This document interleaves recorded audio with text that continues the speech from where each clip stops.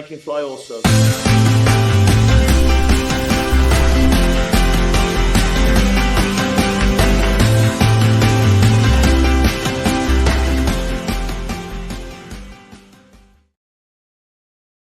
Welcome once again, my friends, to the party time that never ends. It is Charlotte Soccer Show. It is the people. They're calling it the People's Podcast, y'all.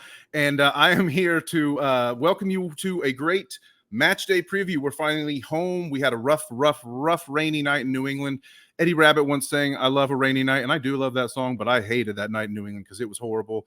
But we appreciate everyone being here and showing up for a great preview against Toronto because it's time to do it to it. I think it's time to get a big win. I've already sworn off any predictions because I was so confident last week, and then it went to nowhere, and I ended up with feeling like a fool. But here we are. So I'm rolling solo today. Johnny Hayes is out there in the streets making it all happen. So you got me, but I'm never alone. You know how we do on Thursdays. We talk to our friends at Apple. We shill for good old Tim Apple. You can think what you want, but I think Apple does a great job with the MLS coverage, and I'm happy to work with them. And if you're a hater, then be a hater. But we have a very special guest who's joining us for the first time. And like we do, we like to introduce folks with the vault. So without further ado, let's take it all the way back to 2015. The Adidas Freshman All-American Bowl in San Antonio, Texas. And the teams have been revealed. At the quarterback, I took Gunnar Falk from Georgia and Jacob Sermon out of Washington. And I took Trevor Lawrence out of Georgia.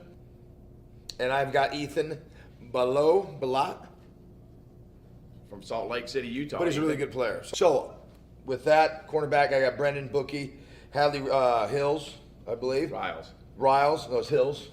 Riles Hills. He didn't know your last name. It's an H. He sent me an R. As you probably could tell, the gentlemen have not majored in linguistics, but they do know football. So, ladies and gentlemen, please welcome to the stage Neil Sika. Neil, how you doing, man? Welcome. Danny, well done. And I had a feeling you were going to dip into that archive of Football University. I've done a lot with them through the years. And the funny thing is, David White, who's been a college coach at Nevada, the guy who was mispronouncing the names there, and mentioned Trevor Lawrence. Those guys have a great eye for talent. Christian McCaffrey, I was doing his games when he was in 7th grade. So Panthers fans, whether they want to reminisce on that or not, you look back at it well, but their track record's pretty impressive, and they've always treated me well. So it's a lot of fun to see the next future stars of gridiron football. But happy to talk some soccer with you today, and looking forward to the game this weekend. And I got to puff out my chest because we were talking about this off air. I'm working with Lloyd Sam, and he's like the mayor of the town. So to get on this show before him, I've got him in that. Lloyd has always had an open invite, but Lloyd's got it. We're not going to go on a remote show with someone who lives in town. Lloyd's got to come meet us in person. I think negotiations, our people are talking to his people.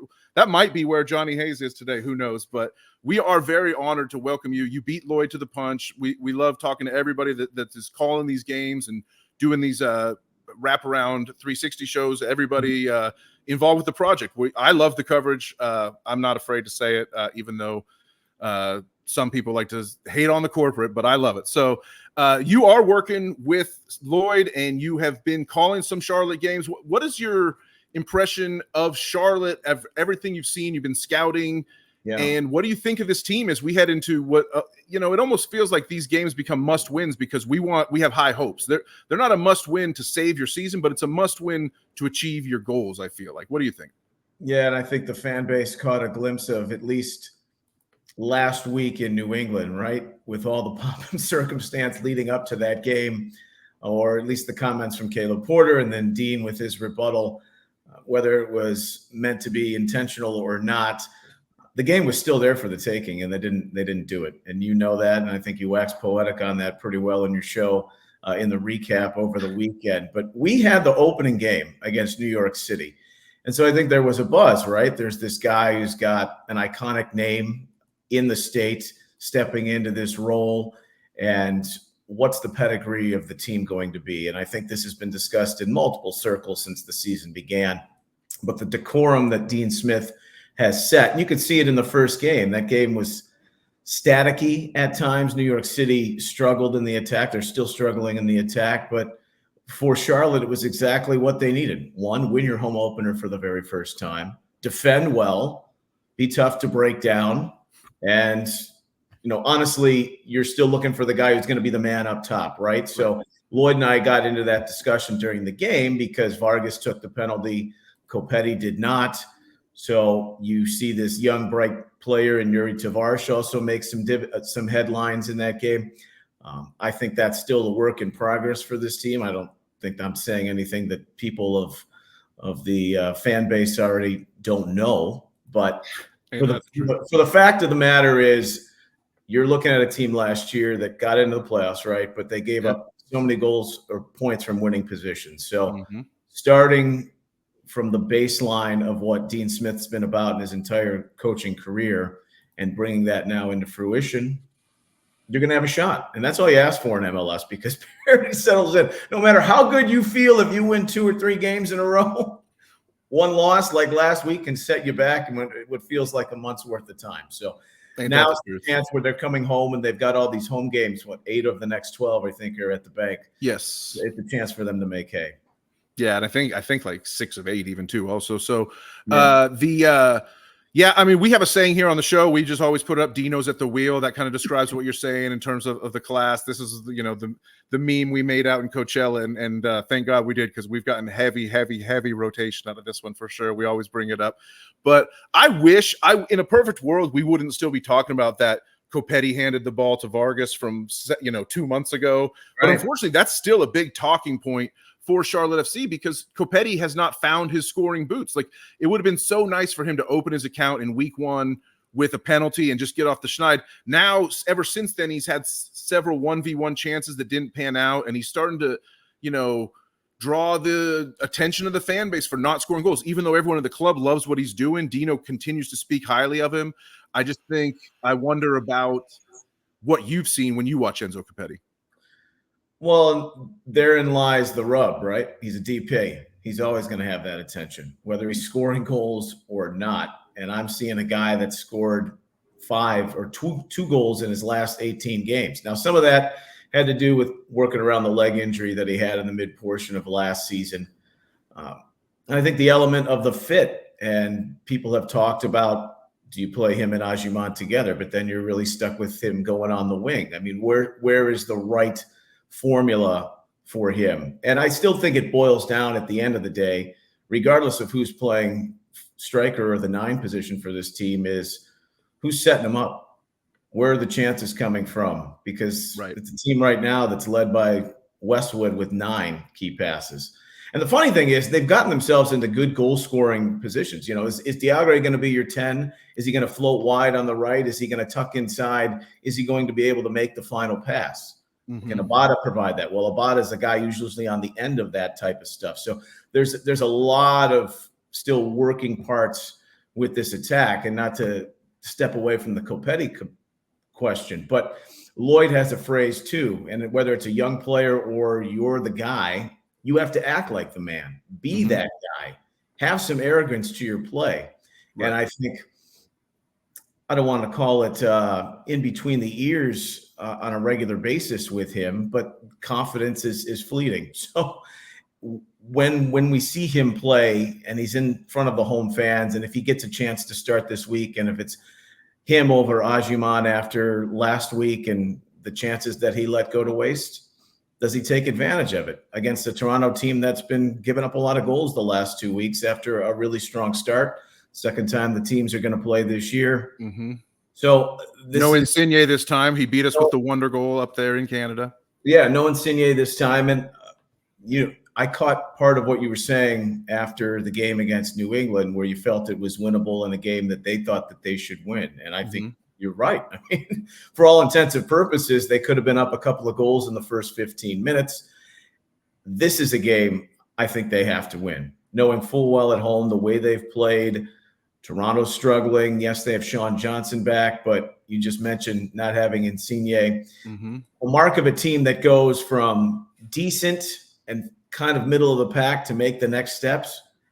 These are the games you win in MLS, and they fall usually at home. So taking advantage of that, I think, is of the utmost importance for them, regardless of the striker situation and the 6 goals that scored, finding crosses, finding chances to create, and seeing what comes to fruition in a game like this, because we might get a ping pong cross fest.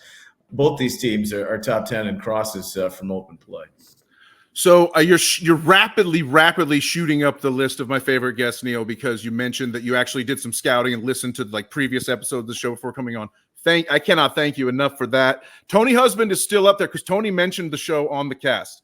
Tony like shouted us out and said, go listen to the Charlotte Soccer Show during the match. I guess I got to take it up. So you can take that up a notch. It was because we had interviewed Zoran Krneta that week. So he was like, hey, don't go listen to my interview. Go listen to the Zoran Krneta. But you mentioned Ashley Westwood. You mentioned Liel Abada. That is where I want to take the conversation next. Mm-hmm. And I want to hear what you think of Abada and what kind of difference he could make. But let's first listen to Westwood real quick. You and I are both going to be talking to Dean Smith later today after we are done with this episode. But here's what Ashley Westwood said yesterday when people were kind of pressing him on missed chances. And I want to get your reaction to this. We're good. That's part and parcel of football. It's like I said, we're creating chances. If we weren't creating chances, that's when you start worrying. So we're creating good chances. It's down to us to work hard in training and to put it right. How do you feel about the level of like? You feel like they're good enough chances to take advantage of? Do you feel like you can get better chances? There's always improvement, but we're creating one-on-ones and we're creating good chances. So, like I said, we're getting there. We're not worried about that, but we're going to work today and this week to make even better chances, because that's what we want to do. Does it seem like it can be a mental thing where if you just get one over the line, everyone's going to get? It's just one of them things. Like I said, we're not really worried about it. We're looking at it. We spoke today in the meeting. The gaffer spoke about it, how we can improve on it. So we're gonna put it to test today. And like I said, with Patrick's he's a young kid. I think he's his fourth start in football. So he's leading the line brilliant. He's a handful. He sent one player injured off. He didn't want anything to do with it. So that shows what a threat Patrick is. And like I said, the minute one goes in, they'll be like London buses. They'll all be coming at once. Ashley, how long can it last though for you to say we just are fine getting chances? We're fine getting chances. Like we're hearing it all season. We're not scoring goals. Like at some point, does not finishing become a worry? No, because you see the best strikers in the world go through patches where they're not scoring. So it's not that. Like I said, we're getting there. So they are going to come. Like I said, we believe it in there. We're going to hit someone for 6 soon, and I've said that to the lads. We're very close to being a real good team, and that's just the final part. And that's why the best strikers in the world get paid the most money, because that's the hardest job in football. Hitting for 6 soon sounds pretty good to me. I don't know if it's going to be this weekend or at a future date, but what do you hear there? I love the joke about the London buses, but I tried to press him a little bit, Yeah, I would take 2 in a game if I was Charlotte. Right. Yeah. So far this season, I think there's a part of him knowing full well, if you're a data guy, 47 chances created as a team. That's bottom 4 in the league. However, those chances, when they've gotten into good positions, have been pretty good. If you like expected goals, right? They're top 6 in the league. Charlotte, 12, but they're underperforming. Right. Okay? I feel like that needs to change. I don't know. Let's meet in the middle. That has to change, right? You either can go more high volume, but if you're not getting the better looks, what difference does it make? Ultimately, it falls on the guy who's leading the line, or someone you expected to maybe pick up where they wrapped up last season, Kerwin Vargas. Like he's got expected goals over 2, right? Hasn't scored yet. Well, that goes back to that penalty, man, because like him giving Kerwin the ball, Copetti thinking he's doing a good thing, Kerwin ends up shooting it straight at the keeper. Now his confidence is shattered, and Enzo still has no goals. Then Kerwin really hasn't been the same since that moment. He was subbed out, after that game, right? No, yeah, and that's part of that's the rub, right? Again, of trying to score goals on a regular basis, or being the curious case of an attacking player. And now you've got an $8 million transfer guy coming in, and about a time, as we've been saying around here. Yeah. You're still working him into the mix, and this is going to be his 3rd game in a row now playing on turf. Maybe he's getting used to that surface. Maybe, again, there are the creature comforts of getting used to the league. Fans don't want to hear those excuses. They see this guy, what he did at the tail end of his last couple of seasons at Celtic, and to perform. And I think that's definitely in him, but he's also a guy that's thrived off of good play from the other side of the wing, making those late runs. You've seen the highlights. I don't need to relive that. No, I've played the highlights. Yeah, right. I've pirated the highlights from numerous Celtic fan sites. Yeah, it's great. But you're also not playing Dundee United on a regular basis in the Scottish Premiership, so it's a little bit of a different manifestation if you're Abada and getting used to the league and all that may come with it. But if he gets his full start again, and now that he's getting his footing, I expect to see a little bit more. I like the way he started the game last week, and then he went on a milk carton. But you could say that a lot of the attack too.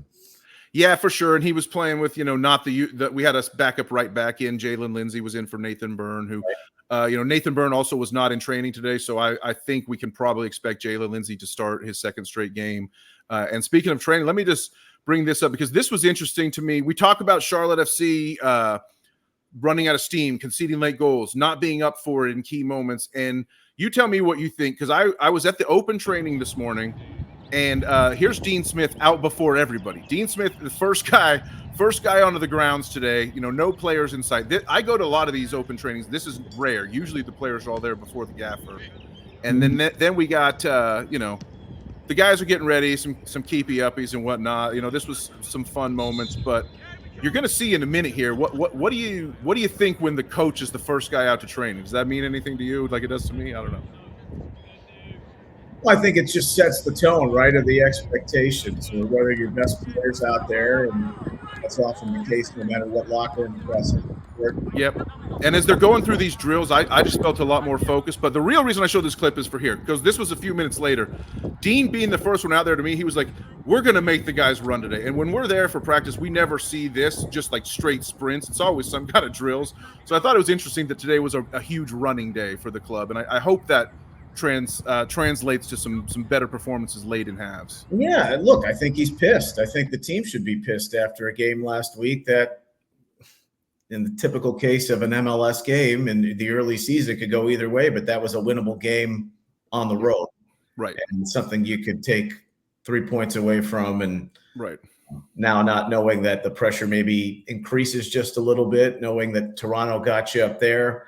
They're struggling coming into this building, and you want to play well in front of that packed lower bowl at the bank on Saturday. But I'll say this with Dean's intentions, and this goes back to the decorum he's brought defensively. You're not worrying, though, late on, or at least yet in games, because of what they did last season, which was a complete mess, giving up 25 points from winning positions, 15 points alone in the last 10 minutes, right? And they've only conceded twice in the second halves of games this year. So they're figuring out that part pretty quickly. And being from a center back's mentality, you knew that would be the easy part he could orchestrate. Now comes the rest. You got Malanda in place. You got Privet in place. Okay, how do we get this attack up and running and being a little bit more robust with some of the pieces they have? Because like I mentioned to you, I've liked what I've seen in snippets from Tavares. Abada gets going, and then all of a sudden you got some guys who can run on the outside. Diagre finds his place. Yeah. So it could be a little bit more sunshine and roses, I think, if they do figure it out. And that's where I could see Ashley Westwood is bullish with those comments. Yeah, I love Captain Westwood, and I was happy for him to be bullish. I did feel like I had to press him a little bit because it is like you do get tired of hearing the same message over and over and over again without different results. But we have a saying that we say all the show. Another one, fill the fortress, protect the keep, to play on the whole, crown imagery. And what do you think from visiting Charlotte and you're coming back now? Like, what is your thoughts on the home field advantage and the fan impact? Because Charlotte plays much, much better at home. And I really think that our fan base has a huge part to do with that. Yeah, well, I was blown away. It was the first game. I did 5 games last year on Season Pass. So this is first full season, and that's the first moment, right, that you're a part of something like that, and you've got 60,000 plus in the stadium. It was pretty neat to be there for that. But also the game didn't lend itself, and the wind whipping around for just constant bedlam, which sometimes you want throughout the focus of a game. And I mean that in terms of the cadence and the rhythm of when you're calling a game. And you get that in openers. So I'm expecting now that they've settled in a little bit more, a team that they know that they probably owe, because Toronto's had the upper hand when they played Charlotte in their brief time. Mm-hmm. So I really like the organic nature of what the crowd is becoming, and I think they're still growing in some aspects, but it's a neat atmosphere to be a part of. And I know from my time doing Columbus games, where we didn't travel, and being just in these scenes is pretty special in its own right. But watching games, you can remember the wild ending in 2022 with Lucas Elarayan scoring from half field. Charlotte came back a couple of goals. Thinking, man, that would be a neat atmosphere to catch a game in. Yeah. So I know it can live up to that billing, and I'm sure that will be the case as the season goes along. We were all ready to get rid of Kalina that day for sure, but he did get work his way back. Some of these were key in getting into the playoffs last year. That was for sure.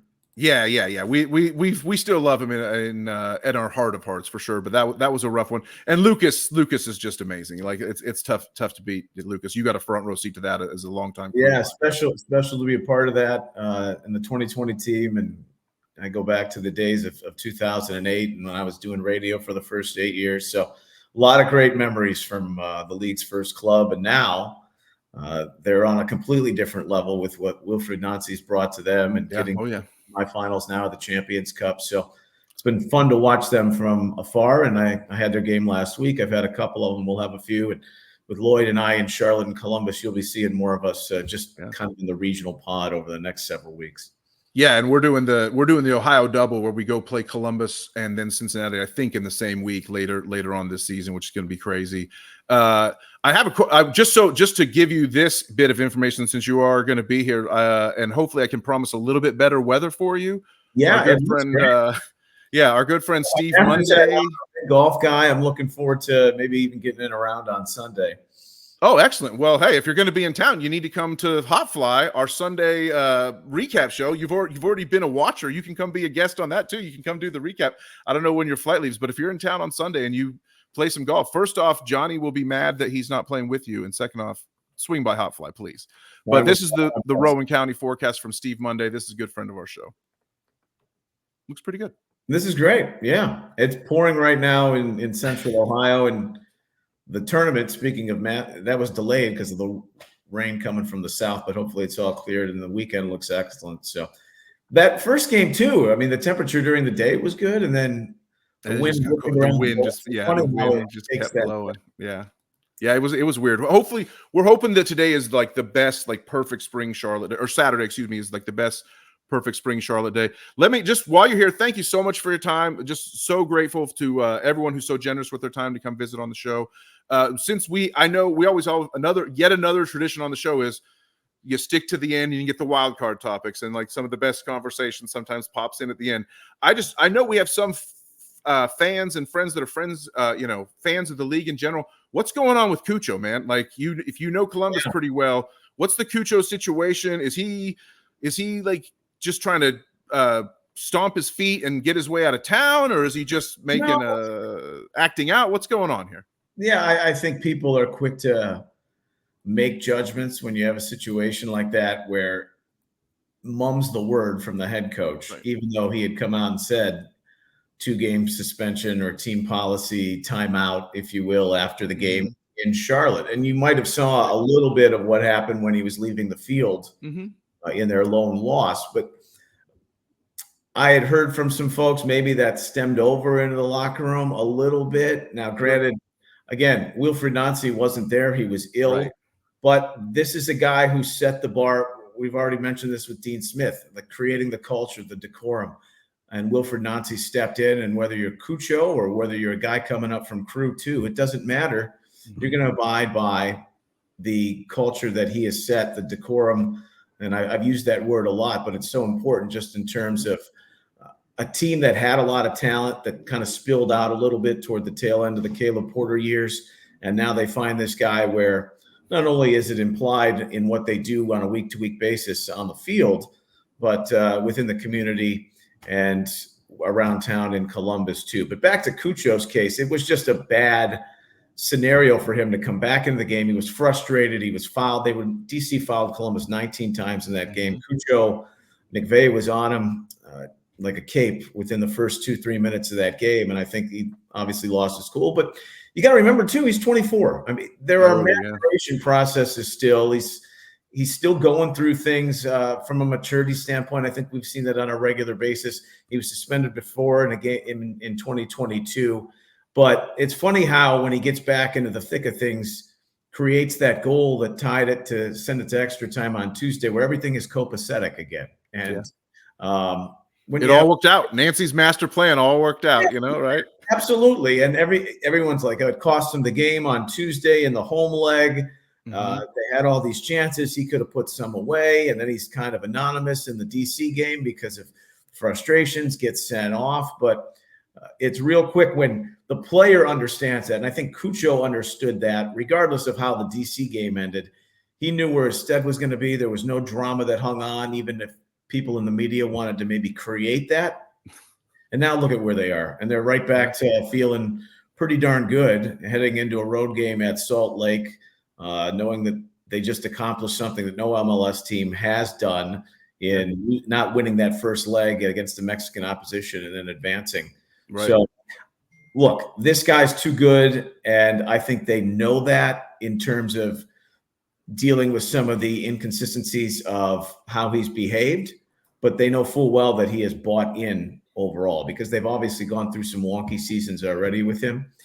But keep an eye this summer because I think if he continues his goal scoring rate, then everyone's talked about Aiden Morris. Is he the next guy to go to Europe? Well, Kucha's going to be right back in that vestibule to find his way over to a bigger club. But he's a good citizen again from everything that had occurred over the last 10 days or so. And obviously one of the more exciting players to watch in the league. So we'll see how that develops.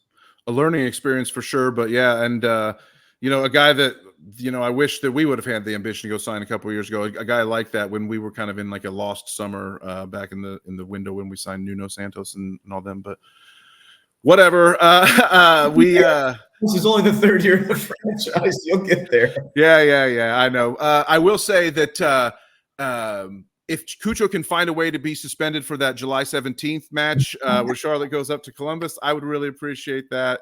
I would like to go to that game. I went to the MLS Cup final last year and really enjoyed the field. Lower.com, right, is the name of the stadium.